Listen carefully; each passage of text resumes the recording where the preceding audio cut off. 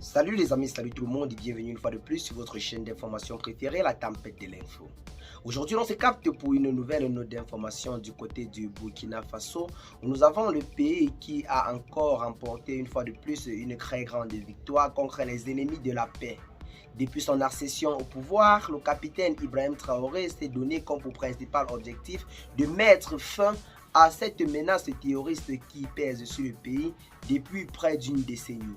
Celui-ci s'est résolument engagé sur la voie de la paix et qui veut la paix prépare la guerre, raison pour laquelle ces derniers temps ont été marqués par une montée en puissance de nos vaillantes forces de défense, notamment avec l'acquisition de l'équipement militaire de très haute génération qui en ce moment permettent à nos vaillantes forces de défense de remporter plusieurs victoires sur le théâtre des opérations.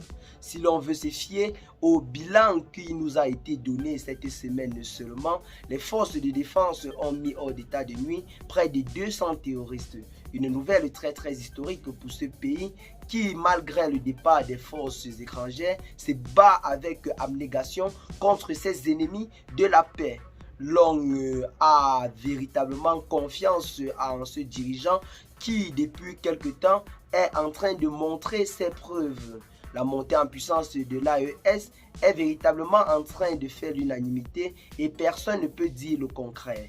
Depuis l'accession au pouvoir par ces différents militaires qui aujourd'hui sont en train de faire la fierté du peuple africain, l'on a vu le terrorisme considérablement diminuer.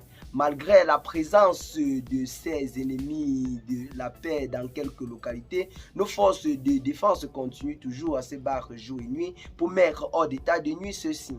C'est là en quelque sorte un bilan très historique. Près de 200 terroristes qui ont été officiellement mis hors d'état de nuit. C'est là en quelque sorte une nouvelle qui met véritablement en joie plusieurs Africains ainsi que plusieurs personnes qui en ce moment sont malheureusement exilés dans d'autres pays ou alors sont en déplacement à cause des menaces djihadistes qui pèsent dans leur village. Mais le capitaine Ibrahim Traoré a promis que d'ici la fin d'année, la situation sera déjà décantée sur quasiment tout le territoire et tous les réfugiés pourront rentrer à la maison. Donc c'est là en quelque sorte une nouvelle très historique et nous ne saurons finir cette vidéo sans vivement encourager et saluer la bravoure de nos dirigeants de l'AES, à savoir le capitaine Ibrahim Traoré, le général Assimi Goïta et le général Tchani. Et bien les amis, c'est là en quelque sorte l'information que nous avons pour vous en ce jour. Ce que vous allez faire, c'est de partager massivement la vidéo à vos amis si vous l'avez notamment trouvée intéressante. Abonnez-vous à la chaîne si ce n'est pas encore fait et à très bientôt les gars pour de nouvelles notes d'informations. Ciao.